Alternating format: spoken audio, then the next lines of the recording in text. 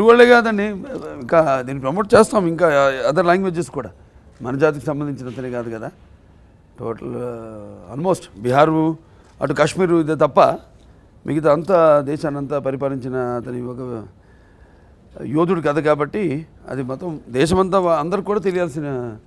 So ఇక ముందు దాన్ని వేరే లాంగ్వేజెస్లోకి కొన్ని డబ్బింగు లేకపోతే హిందీలో సబ్ టైటిల్స్తో రిలీజ్ చేయడం అది జరుగుతుంది. ఇంకా ప్లానింగ్ జరుగుతుంది. ఇదండి మరి వాళ్ళ ప్లానింగ్ ఎట్లా ఉందో నాకు ఐడియా లేదు. మేమంతా వీటిలో ఉన్నాం. ఇప్పుడు త్వరలో డిసైడ్ చేస్తా ఉన్నాం. 2 కోట్లు ఇచ్చి మన కోట్లింగాల అక్కడ స్టార్ట్ చేశారు. బట్ ఏదైనా చాలా సంతోషంగా ఉందండి. బట్ అంటే పిక్చర్ని ఇంత అఖండ విజయం చేసినందుకు, బ్రహ్మరథం పడుతున్నందుకు అందరికీ నా కృతజ్ఞతలు తెలియజేసుకుంటున్నాను. ముఖ్యంగా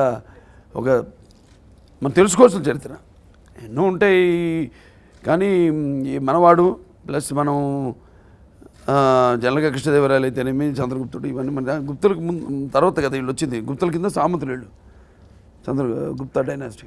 దాని తర్వాత సో తెలుసుకోవాల్సిన చరిత్ర భావితరాలకి. అంటే జనరల్గా మనకి ఇంట్రెస్ట్ ఎలా కలుగుతుందంటే ఒక పాత్ర చేసేటప్పుడు తెలిసిన కథ చేసే కంటే కూడా నాకు గుర్తొస్తుంది నాన్నగారిది అశోక చక్రవర్తి. నేను చేద్దాం అనుకున్నా అశోక చక్రవర్తి. అప్పుడు నాన్నగారిని అడగడం జరిగింది. వెరీ గుడ్, చేద్దాం, చేసుకోరా బ్రహ్మాండం ఉన్నారు. స్క్రిప్ట్ తయారు చేశారు ఆయన. అటువంటి రామారావు అంత ఆథెంటిటీ ఉంది, అంత అటువంటి పాత్రలకి మరి ఆయన తప్ప అనితర సాధ్యమైన పాత్రలన్నీ చేసిన ఆయన. దాని తర్వాత ఆయన పిలిచారు ఒకసారి. ఏంటి నాన్నగారు, అదే బుద్ధుడు ఒక్కటైతే కొంచెం ఎట్లా ఉంటుందో జనరంజకంగా కూడా ఉండాలి కదా సినిమాని. చూడండి అక్కడ జనరంగంగా ఉన్నది కూడా ఈ సినిమాలో మనకి తెలుస్తుంది. ఒక సినిమాని మనం ఎలా మోల్డ్ చేస్తాం అన్నది. సో సరే ఏం చేద్దాం ఉన్నాను. అప్పుడు బుద్ధం అశోకం చేద్దాం ఉన్నారు. బుద్ధుడుగా నేను చేస్తాను, అశోకుడుగా నువ్వు చేయమన్నారు. సరే అలాగే చేద్దామండి, బాగానే ఉంది ఐడియా. మళ్ళీ పిలిచారు ఒకసారి. అది తాటంత ఉంది చరిత్ర, ఇది ఉంది. రెండింటికి దేనికి న్యాయం చేయలేమేమో. అశోకుడు ఎవరు చేయలేదు అంతవరకు. మన తెలుగు అక్కడ వచ్చింది, మన నార్త్లో తీశారు, సౌత్లో ఎవరు చేయలేదు. అది చేస్తే బాగుంటుందేమో, ఫుల్ లెంత్ పిక్చర్ అన్నారు. ఓకే బాగానే ఉంటుంది అనుకున్నాం. చెప్తున్నాను అంటే ఎన్ని పరిపరిమితాలు ఒక సినిమా చేయడానికి జనం కూడా రావాలి కదా. జనం రావాలంటే ఒకటి నేను చేస్తున్నాను నా పూర్వజన సుకృతం. అది నాన్నగారు పాత్రలన్నిటికీ పెట్టిన పేరు ఆయన, కొట్టిన పిండి ఆయన. అటువంటి ఆయన కొడుకుగా ఒక తెలుగు బిడ్డగా, తెలుగు జాతి బిడ్డగా, అలాగే విశ్వవ్యాప్తంగా తన వెన్నుముఖం మీద తెలుగు జెండాని మోసిన నందమూరి తారక రామారావు గారి వారసుడిగా. సో ఒక తెలియని పాత్రను ఎప్పుడే ఆయన కూడా తెలిసిన పాత్రలు కూడా భలే రకరకాలుగా ఆయన ఇప్పుడు దానవీర సూరకర్ణ ఉంది, దుర్యోధనుడు, ఒక డిఫరెంట్ మైథలాజికల్ అయినా డిఫరెంట్గా ఆయన దాన్ని క్యారెక్టరైజేషన్ చేయడం జరిగింది. ఆయన ఊహలో ఎలా ఉంటే బాగుంటుంది పాత్ర అని, ప్రజల కోసం కాదు, ముందు ఆయన కన్విక్షన్. లేకపోతే చూసేవారు కాదు జనం ఆయన కోసం అనుకుంటే కూడా, ప్రజల కోసం అంటే అయ్యస్ ఆయనకి నమ్మకం తప్పకుండా. అండ్ లాజిక్స్ ఆయనకి పెద్దానికో లాజిక్ ఉండేది. సో ఇట్లా బ్రహ్మాండంగా మా ఈ ప్రయత్నాన్ని ఒక తెలియని పాత్రని, unsung story of an warrior అని మన క్యాప్షన్ కూడా ఇప్పుడు డైరెక్టర్ గారు కూడా చెప్తూ ఉండేవారు. సో దాన్ని ఆవిష్కరించినందుకు, ప్రజలు కూడా దాన్ని అభిమానిస్తున్నందుకు అందరికీ నా కృతజ్ఞతలు తెలియజేసుకుంటున్నాను. ఒక్కొక్కరికి ఒక్కొక్క మైల్ స్టోన్ ఉంటుంది లైఫ్లో. అలాగే నాకు డెఫినెట్గా ఈ 100 సినిమా కావడం కూడా ఒకనొక కారణం. అంటే మంచి సబ్జెక్ట్ ఎంచుకున్నానన్న ఒక దానికంటే ఏదో అని అంటూ ఉంటాను, అంత కాకతాళీయం యాదృచ్ఛికంగా జరిగిందని. అలాగే నేను ఏదో ఇంకో సినిమా గురించి ఆలోచిస్తుంటే ఈ సినిమాతో రావడం, నిర్మాతలు డైరెక్టర్ ముందుకు రావడం. సో డెఫినెట్గా నా 100 సినిమా కావడం కూడా డెఫినెట్గా దానికి మంచి హైప్ వచ్చింది. సంక్రాంతికి విడుదల చేద్దాం అనుకుంటున్నాం సినిమా అన్నారు. సో ఆయన ఎంత కాన్ఫిడెన్స్తో వచ్చాడో ఆయన. సో అది నేను కన్విన్స్ అయ్యాను. సో డెఫినెట్గా వస్తాం. అండ్ నిడివి చెప్పారు, సినిమా నిడివి కూడా 2 గంటల 15 నిమిషాలని చెప్పారు. అండ్ డెఫినెట్గా మనిషి పూర్తిగా ఒక విజన్తో వచ్చాడు ఆయన ఎలా అనుకుంటున్నాడు, ఎలా విజువలైజ్ చేశాడు ఆ పాత్రని. డెఫినెట్గా ఫుల్ ప్లానింగ్తోనే వచ్చాడు ఆయన నా దగ్గరికి. అంటే నేను కూడా ముందే వాళ్ళతో కూడా మాట్లాడి, గ్రాఫిక్స్ వాళ్ళందరితో ఇవన్నీ అడుగుతానని తెలిసేమో. సో అన్నీ కనుక్కుని ఆయన వచ్చి పలానా సంక్రాంతికి విడుదల చేద్దాం అనుకుంటున్నాం సినిమా అని చెప్పడం జరిగింది. సో ఆయనలో ఉన్న కాన్ఫిడెన్స్ ఏదైతే ఆయన ఎంతూసియాజంతో వచ్చాడు ఆయన, సో అది నన్ను కన్విన్స్ చేసింది, ఆయన కన్విక్షన్ నన్ను కన్విన్స్ చేసింది, ఆయన కన్విక్షన్. కథ ఏం లేదండి, కథ మాకు కట్టె కొట్టే తెచ్చే 3 4 లైన్లు చెప్పాడు ఆయన. ఏంటంటే ఒక తెలుగు నేలపైన అడిగాడని ఒక మహావీరుడు, అలాగే సముద్ర తోయ పీతవాహనుడిగా మొత్తం తన సైన్యాన్ని 4 దిక్కులకి నడిపించిన యోధుడు, అలాగే క్షత్రియ దర్ప మానమర్ధనుడిగా ఈ యొక్క గణనీయ సంఖ్యలో ఈ రాజ్యాలన్నీ జయించిన వీరుడి కథని, అలాగే తెలుగు పౌరుషం తేజరిల్లేలా చేసిన అసమాన శూరుడని ఈ 4 లైన్లు చెప్పారు ఆయన. అంతే, కథ తక్కువ, చాలా తక్కువ. మిగతా అంతా మేము ఇమాజిన్ చేసుకుని చేయడమే. మిగతా అంతా మనకు తెలిసింది ఏంటంటే శాతవాహనుడు 23వ చక్రవర్తి, తను 23వ రాజు చక్రవర్తి అయ్యాడు. దాని తర్వాత తల్లి పేరు పెట్టుకున్నాడు అతను, తన ఇంటి పేరు మార్చి తల్లి పేరు పెట్టుకున్నాడు. అంతే తెలుసు మాకు. అండ్ ఏ రాజ్యాలు జయించాడు అతను అని 4 లైన్లో ఉంది హిస్టరీలో కూడా. మిగతా అంతా ఇమాజిన్ చేసుకుని క్యారెక్టర్ ఎక్కడ పడకుండా అన్ని ఉన్న చుట్టూ క్యారెక్టర్స్తో లింక్ చేసుకుంటూ చేయడం జరిగింది. నాకు ఎప్పుడో అలవాటు ఏంటంటే ముందుకు వచ్చి ఒక సినిమా స్టార్ట్ అయినప్పుడు సరదాగానే ఉంటాను. నెమ్మది నాకే తెలియదు కదా పాత్ర అంటే ఒకటి అరవడం, లేకపోతే ఏడవడం, లేకపోతే ఎవరో తృప్తిపరచడానికి ఒక నవ్వు విసరడం కాదు సినిమా. ఒక పాత్ర అంటే ఇంకొకళ్ళ ఆత్మలోకి మనం వెళ్తున్నాం. ఏ అనుభవాలు అయితే మనం అనుభవించలేదో, సో వాటిలోకి వెళ్ళినప్పుడు ముందు మనం పరిచయం చేసుకోవాలి ఆ పాత్రకి. అదే చెప్తుంటాను ఎప్పుడు. ఈ సినిమా విషయంకి వస్తే ఏమో అన్నీ వాళ్ళు నడిపారేమో అనిపిస్తుంది. ఆయన నాన్నగారు ఆయన చేయాలనుకున్న పాత్ర ఆయన చేయలేదు. సో ఆయన యొక్క ఆశీస్సులు, ఆత్మ, అలాగే ఈ గౌతమి బాలశ్రీ, శాతకర్ణి, వీళ్ళంతా వెనకుండే నడిపించారనిపిస్తుంది నాకు ఈ సినిమా. ఏదండి, ఏ పాత్ర కానీ ఒకటేనండి. ఈ పాట కొంచెం ఎక్సర్సైజ్ చేయడం జరిగింది. కొంచెం వెయిట్స్ నేను ఎక్కువ చేయను, నాకు అలవాట్లేదు. అండ్ ఎందుకంటే ఈ మధ్య వస్తుంది ఏదేదో ఏమని ప్యాక్స్ 8 ప్యాక్స్ ఇవన్నీ మనం నేటివిటీ కూడా కాదు, చూడరు. మీ చొక్కా తీసి చూపిస్తే ఎవడు చూడడం మన వాళ్ళు. నేటివిటీ ఇప్పుడు నార్త్ చేస్తే ఒప్పుకుంటారు వాళ్ళు. ఒక నేటివిటీ మన దగ్గర ఇప్పుడు మన కోడి రామమూర్తి గారు ఉన్నారు మన చరిత్రలో. ఎలా ఉండేవాడు మనిషి, దిట్టంగా మంచి దృఢంగా ఉండేవాడు ఆయన. సో మన నేటివిటీ మంది. నేను దీన్ని కొంచెం వెయిట్ సేవ్ చేయడం జరిగింది. అయినా ఏమని చేసినా కూడా పాత్ర అలా మోల్డ్ అవుతుందని నాకు తెలియదండి. పాత్రతో కూడా బాడీ మోల్డ్ అవుతుంది కొంచెం. నాన్నగారిలాగా దుర్యోధనుడు అయితే మంచి గంభీరంగా ఒక యోధుడిలాగా, గండరు ఏదో మేటి పోటీ జగజ్జట్టిలా కనపడతాడు. అదే కృష్ణుడైతే కొంచెం ఆడంగితనం, ఫెమినిటీ ఉంటుంది. అలా కర్ణుడైతే అదంతా ఉంటుంది. అవన్నీ మేము చేసే వ్యాయామం వీటితో పాటు బాడీ కూడా మోల్డ్ అవుతుంది జనరల్గా. అది నా చేతుల్లో ఉండదు. అది నా చేతుల్లో ఉండదు. వేసుకునే కాస్ట్యూమ్ నుంచి కూడా ఉంటుంది, అది మాత్రం ఉంది. వేసుకునే కాస్ట్యూమ్, మెటీరియల్, దాని తర్వాత లొకేషను, ఆ సీను, చుట్టూ ఉన్న ఆర్టిస్టులు, అవన్నీ కూడా ఒక క్యారెక్టర్ బాడీ మోల్డింగ్ మీద వాటి ప్రభావం ఉంటుంది. ఎక్స్పెక్ట్ చేశానండి. ఆ కన్విక్షన్తో అందుకే చేశాను ఆ 100వ సినిమాని. డెఫినెట్గా అయితే అంటే 100వ సినిమా హిట్ అని కాదు, మెయిన్గా అటువంటి పాత్ర, ఆ పాత్రకి నేను పూర్తి న్యాయం చేయగలుగుతాను అన్న, అంటే క్రిష్ నేను చెప్పే ఒక టీం వర్క్ అనండి.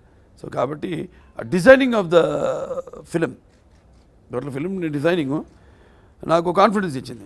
డెఫినెట్గా ఇది పెద్ద సక్సెస్ అవుతుందని. ఎందుకంటే ఒకటి ఇప్పుడు వెరైటీ, అంటే తెలియని పాత్రే వెరైటీ, ఒక కమర్షియల్ ఆస్పెక్ట్ దాంట్లో ఏంటంటే తెలియని పాత్ర.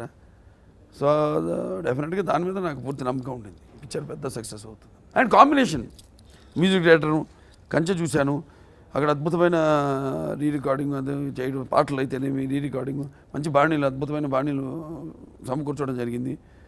సో నాకు మొదటి నుంచి I was very confident picture పెద్ద సక్సెస్ అవుతుంది. అందరూ వాళ్ళు సొంతం చేసుకున్నాను సినిమాని. జనం ఎలా సొంతం చేసుకున్నారో, ఎలాతో మంచి సినిమాకి నేను నిజంగా ఈ సినిమాకి అయితే భాషాభేదం కూడా ఉండదు. ఎక్కడో మా ఫ్రెండ్తో మాట్లాడితే అక్కడ గురుగాంలో రిలీజ్ అయింది పిక్చర్. అక్కడంతా నార్త్ ఇండియన్స్ అంట, థియేటర్ నిండా ఏళ్ళలో చప్పట్లంట ఆడు కూడా. సో అలా కొన్ని సినిమాలకి భాషాభేదం ఉండదని డబ్ చేయాలి మళ్ళీ, ఇది లేకుండానే డైరెక్ట్ తెలుగు రిలీజ్ అక్కడ. అలా భాషాభేదం కానీ ఆడమగ తేడా కానీ లేకపోతే పండిత బామరాది పట్టుపిడుపులు కానీ ధనిక పేదరికం అని తారతమ్యం కానీ లేకపోతే అభిమానులు దురభిమానులు అని అడ్డుకోవడాలు కానీ ఉండవు ఇలాంటి సినిమాకి. అలాగే ఇండస్ట్రీ వాళ్ళు కూడా అందరూ వాళ్ళు తమ సొంతగా భావించారు. సక్సెస్ని వాళ్ళు కూడా వాళ్ళ సక్సెస్ అదే నేను అంటాను. ఇది కేవలం ఒక తెలుగు జాతో లేకపోతే మన భరత జాతి సక్సెసే కాదు, ఇది ఇండస్ట్రీ సక్సెస్ కూడా. సో నాకు ఎక్కువ టైం దొరకదండి, ఆయన ఎక్కువ సోషలైజ్ అవ్వండి.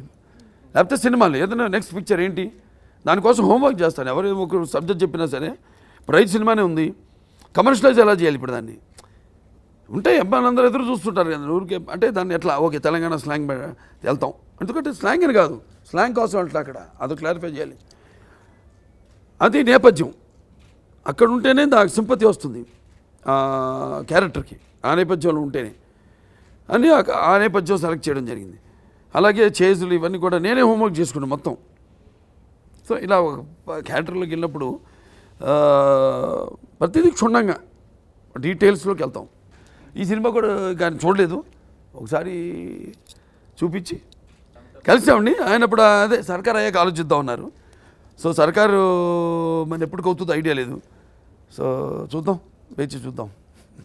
ఆయన ల్యాప్టాప్ సినిమా ఉండదు, అది మన గ్యారెంటీ. ఎందుకంటే తీసుకోండి రిస్క్ కూడా ఉంటాయి కొన్ని ఆ డీటెయిల్స్. సినిమాకి అది చెప్పలేదు ఇప్పుడు మీకు ఆ ప్రెసిడెంట్ క్యారెక్టర్.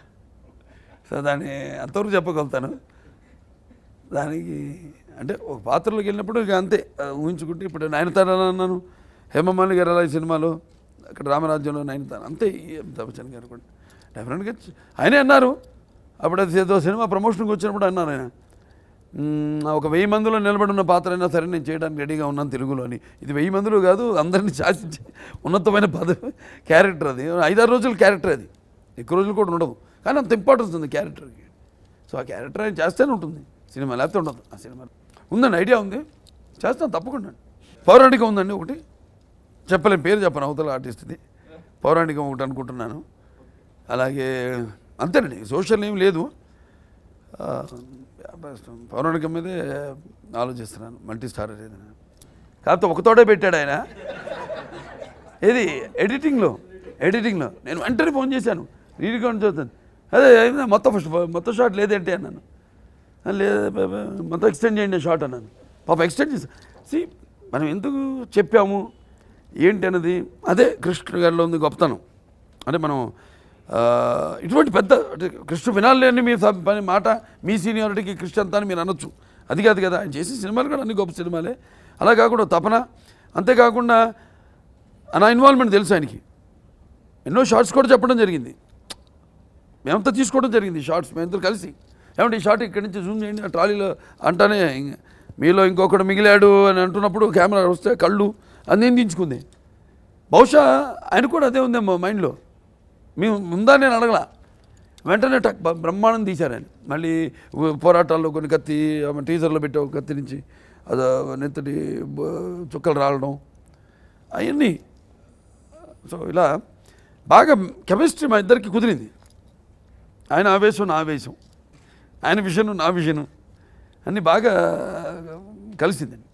ఎందుకంటే ఒక్కొక్కసారి మేము అనుకునేవాళ్ళం షార్ట్ ఇక్కడ బాగుంటుందని నేను అనేవాడిని, అదే అనుకున్నాను. ఇటు తిరిగేలోపు కెమెరా పెట్టేసి రెడీ అక్కడే ఉండేవాడు కరెక్ట్గా కెమెరా కూడా. అలా బ్రహ్మాండమైన ఒక కెమిస్ట్రీ ముగ్గురు మధ్య, మా ఇద్దరి మధ్య కాదు, కెమెరామెన్తో కూడి బ్రహ్మాండమైన కెమిస్ట్రీ కుదిరింది మాకు. చెప్పే కదన్నా ఏదైనా ఒకవేళ కొన్ని నేను ఎవరు చేయలేరు నా ఊహకి, నా ఆ స్థాయికి, అంటే నా ఊహల స్థాయికి ఎవరు చేరుకోలేకపోతున్నారు అనిపిస్తే తప్పకుండా చేస్తాను. అవన్నీ ఇంకేమనుకోలేదండి. డైరెక్టర్ నుంచి కూడా నేను ఏదైనా వేడి వడ్డిస్తానని నాకు అలవాట్లేదు. ముందే కూర్చొని ప్లానింగ్లు అబ్బో అవన్నీ చేయడాలు నాకు అసలు అలవాట్లేదు. రేపు తదాసు దేవతలు, రేపు మన తదియ ముహూర్తం ఉంటాం, మంచి మూడ్లో ఉంటే తీసుకెళ్ళి కెమెరా ముందు నిలబెట్టి షాట్ తీయడమే, అలాగే వేడికి వడ్డించడమే.